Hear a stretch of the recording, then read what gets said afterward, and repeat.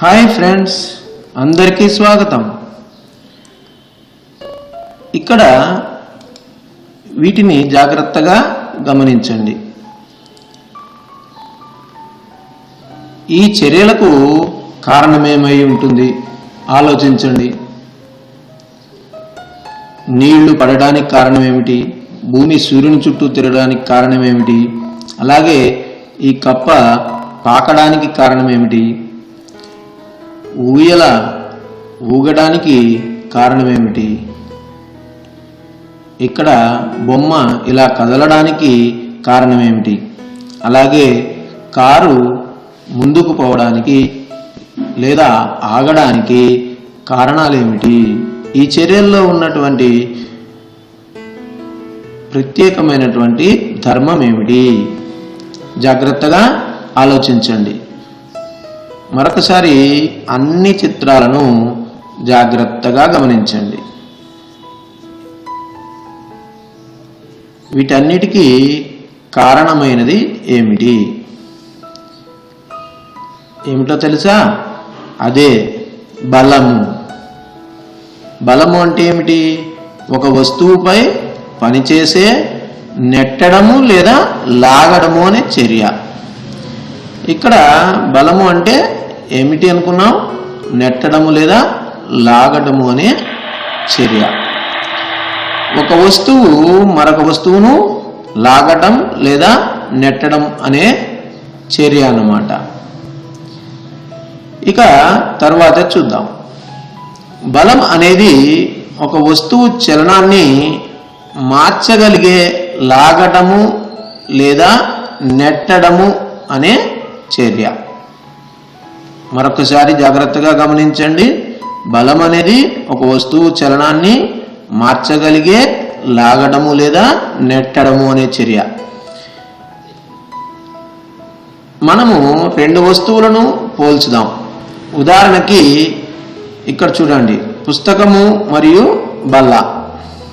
బల్లపై పుస్తకం ఉంది. బల్లతో పోల్చితే పుస్తకం యొక్క చలనం ఏమిటి? ఇక్కడ బల్లతో పోల్చినప్పుడు పుస్తకం కదులుతుందా, స్థిరంగా ఉందా, దాని చలనము గురించి మీరేమనుకుంటున్నారో ఊహించండి. ఇక పుస్తకము మరియు నేల. పుస్తకాన్ని నేలపై జార విడిచినప్పుడు నేలతో పోల్చితే పుస్తకం యొక్క చలనం ఎలా ఉంటుంది? మనము పుస్తకాన్ని నేలపై జార విడిస్తే నేలతో పోల్చినప్పుడు పుస్తకం యొక్క చలనం ఎలా ఉంటుంది? వీటన్నిటికీ కారణమైంది ఏంటి? ముఖ్యంగా రెండు రకాల బలాలు ఉంటాయి. అవి స్పర్శా బలాలు, క్షేత్ర బలాలు. ఒకటి స్పర్శా బలము, రెండవది క్షేత్ర బలము. ఈ రెండు రకాల బలాలు గురించి ఇప్పుడు తెలుసుకుందాం. మొదటిది స్పర్శా బలము. స్పర్శ అనగానే తాకడము అనేది మర్చిపోకూడదు. రెండు వస్తువుల మధ్య ప్రత్యక్ష స్పర్శ సంబంధం వలన పనిచేసే బలం. అంటే తప్పనిసరిగా రెండు వస్తువుల మధ్య ప్రత్యక్ష స్పర్శ ఉండాలి. ఇక రెండవది క్షేత్ర బలము. ఇది రెండు వస్తువుల మధ్య ప్రత్యక్ష స్పర్శ లేకుండా పనిచేసే బలం అన్నమాట. అంటే ఒకదానికొకటి స్పర్శ లేకుండా ఉంటాయి. ఇక స్పర్శా బలాలలో రెండు వస్తువులు ఒకదానితో ఒకటి తప్పనిసరిగా తాకుతూ ఉండాలి. ఇది మర్చిపోకూడదు. ఇక్కడ చూడండి, నెట్టడము, లాగడము, ఈ రెండింటిలో కూడా మనము వస్తువుని తాకుతూ ఉన్నాం. ఇది స్పర్శా బలం. ఇక స్పర్శా బలము అనేది ఏమిటయ్యా అంటే, స్పర్శా బలాలు ఒక వస్తువుపై ప్రభావం చూపడానికి తాకుతూ ఉండాలి లేదా కలిపి ఉండాలి. చూడండి, ఇక్కడ ఇలా తాకగానే స్పర్శా బలము ఉందని అర్థమవుతుంది. ఇందులో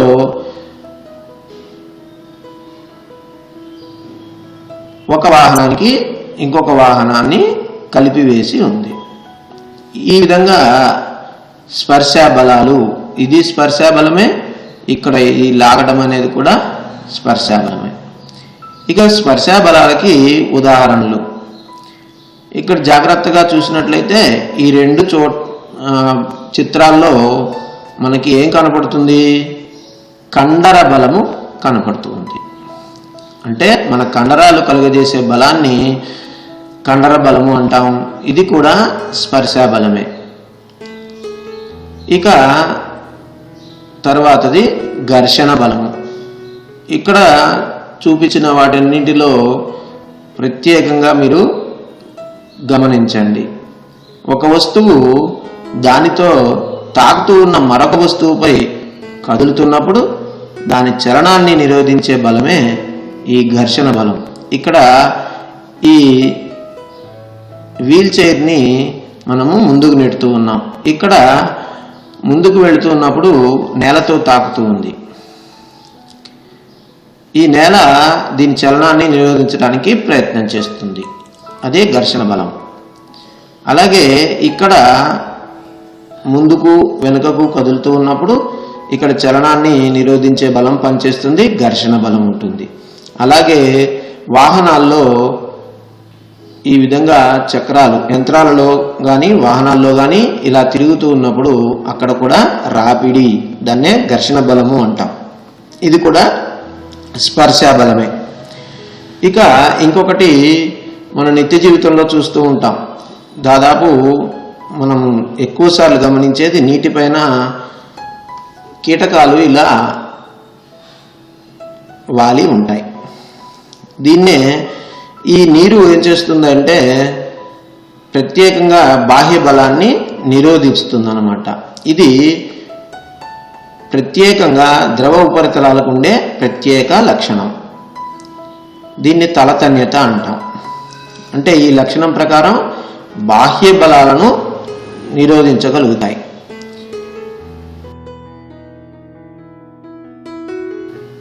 ఇక స్ప్రింగులో ఉండే బలం చూడండి. ఇక్కడ స్ప్రింగ్కి ఒక వస్తువు కట్టబడి ఉంది. ఈ స్ప్రింగుకు తగిలించిన వస్తువుపై ఈ స్ప్రింగు కలుగజేసే బలాన్ని స్ప్రింగులో ఉండే బలము అంటాం. ఇది కూడా స్పర్శా బలమే. బలము అనగానే నెట్టడం లేదా లాగడము అనేది మీరు తప్పనిసరిగా గుర్తుంచుకోవాల్సిన విషయం. ఇక క్షేత్ర బలాలు. క్షేత్ర బలాల్లో రెండు వస్తువులు ఒకదానితో ఒకటి తాకకుండా ఉంటాయి. ఇది ప్రత్యేకమైన ధర్మం. ఇంతకుముందు చెప్పినట్టు స్పర్శా బలాల్లోనేమో రెండు వస్తువులు తప్పనిసరిగా ఒకదానికొకటి తాకుతూ ఉండాలి. క్షేత్ర బలాల్లో మాత్రం రెండు వస్తువులు ఒకదానితో ఒకటి తాకకుండా ఉంటాయన్నమాట. ఇక క్షేత్ర బలాలకి ఉదాహరణలు. క్షేత్ర బలాలు ఒక వస్తువు మరొక వస్తువును తాకకుండానే ప్రభావాన్ని చూపిస్తాయి. ఇక్కడ చూడండి, భూమి సూర్యుని చుట్టూ తిరగడం, ఇవి రెండు ఒకదానితో ఒకటి తాకడం లేదు. కానీ దాని యొక్క ప్రభావంతో, ఆకర్షణ ప్రభావంతో ఇవి ఇలా తిరుగుతూ ఉన్నాయి. అలాగే అయస్కాంతాలు, వేరువేరు ధృవాలున్న రెండు అయస్కాంతాలను తీసుకొచ్చినట్లయితే అవి ఆకర్షించుకుంటాయి. దూరం నుండే ఆకర్షించుకోవడం మనం గమనిస్తూ ఉంటాం. ఇక్కడ కూడా బలము క్షేత్ర బలము అంటాం. ఇక క్షేత్ర బలాలకి మరొక ఉదాహరణ ఇక్కడ గురుత్వాకర్షణ బలం. చూడండి, ఒక వస్తువును జార విడిచినప్పుడు అది నేరుగా భూమిని తాకుతూ ఉందన్నమాట. ఇక్కడ భూమి తన వైపు ఆకర్షించుకుంటుంది ఆ వస్తువుని. దీన్నే గురుత్వాకర్షణ బలము అంటాం. ఇది విశ్వంలో ఏ రెండు వస్తువుల మధ్యనైనా ఉంటుంది. ద్రవ్యరాశి కలిగిన రెండు వస్తువుల మధ్య ఉండే బలమే గురుత్వాకర్షణ బలము. ఇది కూడా అంతే. ప్రత్యక్ష స్పర్శ లేకుండానే ఉండే బలము. కాబట్టి దీన్ని క్షేత్ర బలము అని అంటాం. ఇక్కడ ఇప్పుడు చూడండి, ఈ కారుపై ఎన్ని బలాలు పనిచేస్తున్నాయి. ఇది ఒక వక్ర మార్గంలో ప్రయాణిస్తున్నటువంటి కారు. జాగ్రత్తగా ఆలోచించండి, ఊహించండి ఎన్ని బలాలు పనిచేస్తూ ఉంటాయి. ఈ కారు పైన ఎన్ని బలాలు పనిచేస్తూ ఉంటాయి. మనం ముందే చెప్పుకున్నాం, బలము అంటే నెట్టడము లేదా లాగటము. ఈ రెండు చర్యలు ఇక్కడ ఎన్ని పని చేస్తున్నాయి చూడండి. చాలా బలాలు పనిచేస్తున్నాయి. మీరు 1-2 మాత్రమే ఊహించి ఉంటారు. కానీ మొట్టమొదట ఇక్కడ చూడండి, భూమి ఆకర్షణ బలం. దీన్ని భూమి తన వైపు లాక్కోవడానికి ప్రయత్నం చేస్తుంది. అలాగే ఈ భూమి అభిలంబ బలము ఉంటుంది ఈ వస్తువు పైన, ఈ కారు పైన. కారుపై పనిచేసే, పై దిశలో పనిచేసే బలం ఒకటి తప్పకుండా ఉంటుంది. అలాగే వక్ర మార్గంలో ప్రయాణిస్తున్నప్పుడు ఆ కారుకి ఉండే బలం అన్నమాట. కదులుతున్న కారుకి ఉండే బలం కూడా ఒకటి ఉంటుంది. అలాగే గాలి ఒత్తిడి అంటే నెట్టివేస్తూ ఉంటుంది అంటాం, ఆ ఘర్షణ బలం ఉంటుంది. అలాగే ఇక్కడ కారు టైర్లకు మరియు రోడ్డుకి మధ్యలో ఘర్షణ బలం పనిచేస్తుంది. ఇలా చాలా రకాల బలాలు పనిచేస్తూ ఉంటాయి ఈ కారు మీద. అంటే మనం 1-2 అనుకున్నట్లయితే అలా కాదు, చాలా ఉంటాయి. ఇంజన్ పనిచేసే బలం, ఇలా నెట్టడము లాగడము అనే చర్యలో ఉండేటటువంటి బలాలు చాలా పనిచేస్తూ ఉంటాయి. ఇక్కడ చూడండి, ఇక్కడ ఎన్ని బలాలు పనిచేస్తుంటాయి ఊహించండి. ఇక్కడ కూడా తప్పనిసరిగా భూమి ఆకర్షణ బలము, అంటే భూమి ఏమో తన వైపు లాక్కోవడానికి ప్రయత్నం చేస్తూ ఉంటుంది. ఇందులో వేడి గాలి నింపి ఉంటుంది కాబట్టి వేడి గాలి పైకి నెట్టేస్తూ ఉంటుంది. కాబట్టి గాలి యొక్క ఘర్షణ బలము పై దిశలో పనిచేస్తుంది. అలాగే పక్క నుండి వచ్చే గాలి ఘర్షణ బలం ఉంటుంది. అన్ని వైపుల నుండి గాలి యొక్క ఘర్షణ బలం పనిచేస్తుంది. భూమి ఏమో తన వైపు లాక్కోవడానికి ప్రయత్నం చేస్తుంది. తర్వాత పై దిశలో పనిచేసే బలం ఒకటి ఉంటుంది. ఇలా అనేక రకాల బలాలు పనిచేస్తూ ఉంటాయి.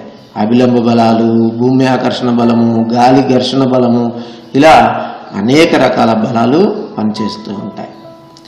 ఇక్కడ చూడండి, చిన్న పాప ఊయల ఊగుతూ ఉంది.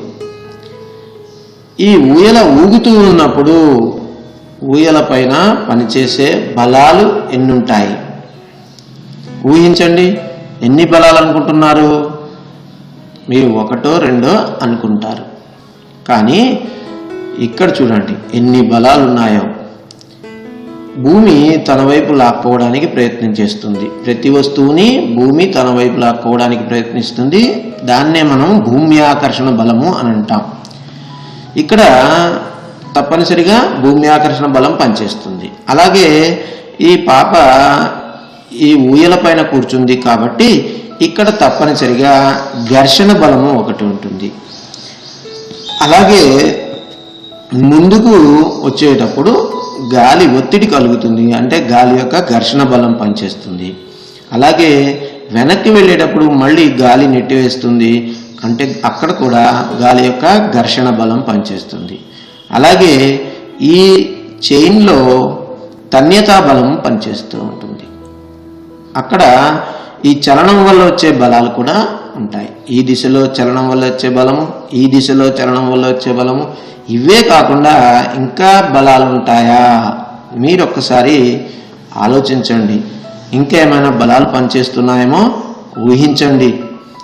మీకు వచ్చిన అనుమానాలని మీ తరగతి ఉపాధ్యాయుడితో అడిగి తెలుసుకోండి. ఇక బలము వస్తువులపై రకరకాల ప్రభావాన్ని చూపిస్తుంది. బలము వస్తువులపై రకరకాల ప్రభావాన్ని చూపుతుంది. అదేమిటో చూద్దాం. ఇక్కడ చూడండి, బలము ఆగి ఉన్న వస్తువును కదిలేటట్లు చేస్తుంది. చూడండి, బలము ఆగి ఉన్న వస్తువును కదిలేటట్లు చేస్తుంది. అలాగే బలము వస్తువు యొక్క వేగాన్ని కూడా మారుస్తుంది. చూడండి, ఇక్కడ ఆగి ఉన్న వస్తువు కదిలింది, అలాగే వేగంలో కూడా మార్పు వచ్చింది. ఇక బలం వస్తువు యొక్క దిశను మారుస్తుంది. చూడండి, ఈ బెలూన్, నీటితో నిండిన బెలూను ముఖమునకు తాకగానే ముఖం వెనక్కి నెట్టివేయబడింది, అంటే వస్తువు యొక్క దిశను మార్చింది. అలాగే బలం వస్తువు యొక్క ఆకారాన్ని కూడా మారుస్తుంది. దీనికి ఇక్కడే మనం చూస్తున్నాం. ఈ నీటితో నిండినటువంటి బెలూన్ ఒక్కసారిగా పగిలిపోయి దాని యొక్క ఆకారం పూర్తిగా మారిపోయింది. బలము వస్తువు యొక్క దిశను మారుస్తుంది, అలాగే వస్తువు యొక్క ఆకారాన్ని కూడా మారుస్తుందన్నమాట. ఇక వస్తువు యొక్క చలనానికి కారణం ఏమై ఉంటుంది అనుకుంటున్నారు? ఊహించగలరా? ఒక్కసారి ఊహించండి. వస్తువు చలనంలో ఉండాలి అంటే దానికి కారణమయ్యేది ఏమిటది? బలము. అంటే నెట్టడము లేదా లాగటము అనేది జరగాలి. ఇక తర్వాతది ఇక్కడ చూడండి, మనం సైకిల్కి బ్రేకులు వేసినప్పుడు వేగం తగ్గించే బలం ఏమిటి? ఇలా సైకిల్ తొక్కుతూ ఉన్నప్పుడు బ్రేకులు వేసామనుకోండి, అప్పుడు సైకిల్ వేగం తగ్గుతుంది. అప్పుడు పనిచేసే బలం ఏమిటి చెప్పగలరా? అది ఘర్షణ బలము. రాపిడి జరుగుతుంది. బ్రేకు రబ్బర్లకు టైర్కి మధ్య ఘర్షణ బలం జరుగుతుందన్నమాట. ఇక తర్వాతది మనం చూద్దాం. వస్తువు కింద పడడానికి పనిచేసే బలం ఏమిటి?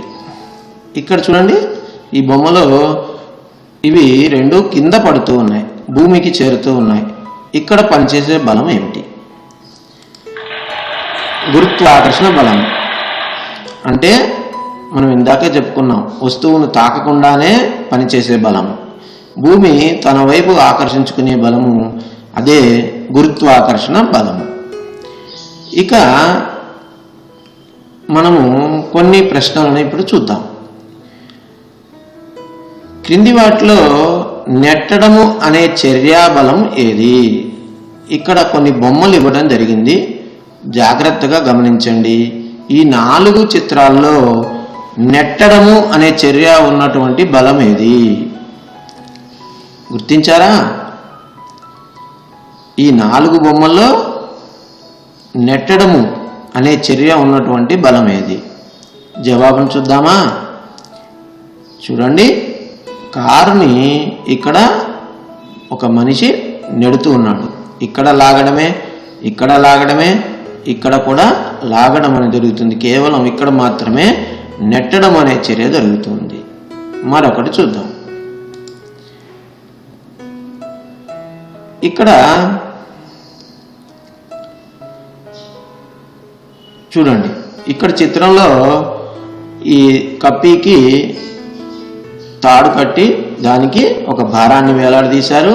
దాన్ని విజయ్ ఎత్తుతూ ఉన్నాడు అన్నమాట. అంటే దీని ద్వారా లాగుతూ ఉన్నాడు. దీన్ని ఎత్తడానికి విజయ్ ఉపయోగించే బలం ఏమిటి?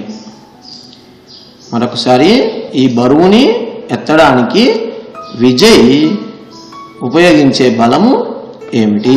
అయస్కాంత బలమా, విద్యుదాకర్షణ బలమా, కండర బలమా, గురుత్వాకర్షణ బలమా? ఆలోచించండి. ఇతను ఉపయోగించేది లాగడం అనే బలము, కానీ దీనికి ఉపయోగించే చర్య ఏమిటి? చూద్దామా? జవాబు ఏమిటది? కండర బలము. కండర బలం ద్వారా ఇది పైకి ఎత్తబడుతుందన్నమాట. ఇక మరొక ప్రశ్న చూద్దాం. ఇక్కడ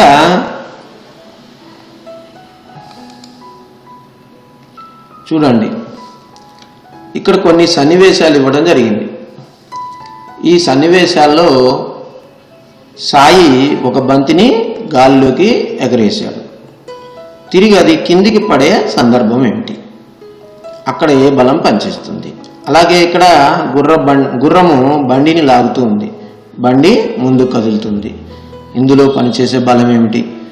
ఒక క్యాను మూతను ఓపెనర్తో తీయడం. ఇందులో పనిచేసే బలం ఏమిటి?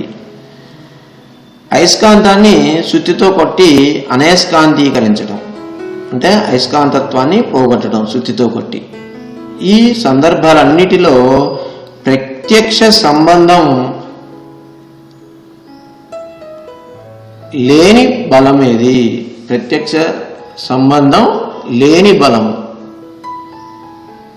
అంటే, ప్రత్యక్ష సంబంధం లేని బలము అంటే తాకకుండా జరిగే బలము అన్నమాట. ఏదది?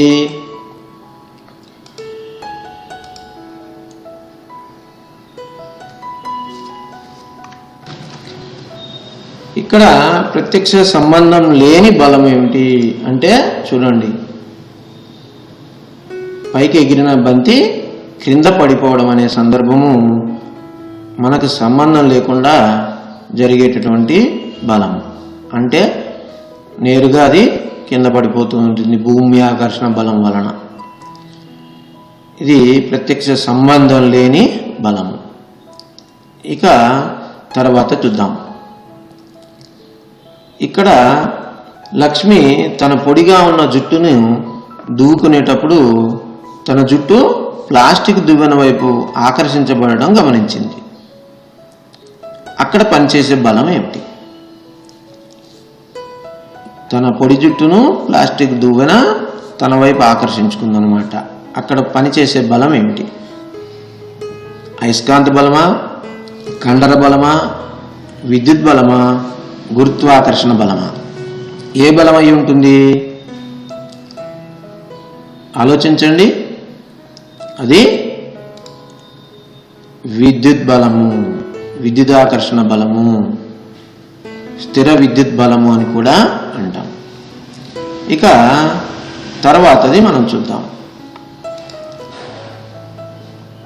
ఇక్కడ చూడండి, ఇక్కడ బాబు ఒక బండిని గరుకుతలంపై లాగుతున్నాడు. ఇతను ఏ బలానికి వ్యతిరేకంగా లాగుతున్నాడు? మరొకసారి, బాబు బండిని గరుకుతలంపై లాగుతున్నాడు. ఇతను ఏ బలానికి వ్యతిరేకంగా లాగుతున్నాడు? భారానిక, ఘర్షణక, కండర బలానిక, గురుత్వాకర్షణ బలానిక? దేనికి వ్యతిరేకంగా లాగుతున్నాడు? ఊహించగలరా? దీనికి ఘర్షణ బలానికి వ్యతిరేకంగా లాగుతూ ఉన్నాడు అన్నమాట. ఇతను ఘర్షణ బలానికి వ్యతిరేకంగా లాగుతూ ఉన్నాడు. ఇక నెక్స్ట్ చూద్దాం. ఇక్కడ చూడండి, భూమి సూర్యుని చుట్టూ తిరుగుతుందన్నమాట. దీనికి కారణమైన బలం ఏమిటి? భూమి సూర్యుని చుట్టూ తిరగడానికి కారణమైన బలము ఏమిటి? అయస్కాంత బలమా, ఘర్షణ బలమా, విద్యుత్ బలమా, గురుత్వాకర్షణ బలమా? ఏ బలం అయి ఉంటుంది? ప్రత్యక్ష సంబంధం లేకుండా జరిగే బలము, అది గురుత్వాకర్షణ బలము. మనం జవాబు చూసినట్లయితే ఏ బలం అది? గురుత్వాకర్షణ బలము. ఈ విధంగా మనము బలాల రకాలను, వాటి ఉదాహరణల్ని నిత్య జీవితంలో చాలా గమనిస్తూ ఉంటాం. వాటిలో మీరు కూడా స్పర్శ బలాలేవి, క్షేత్ర బలాలేవో జాగ్రత్తగా గమనించి పట్టికల రూపంలో రాసుకోండి. అలాగే మీ తరగతి ఉపాధ్యాయునికి వాటిని చూపించి సరి చేసుకోగలరు. ధన్యవాదములు.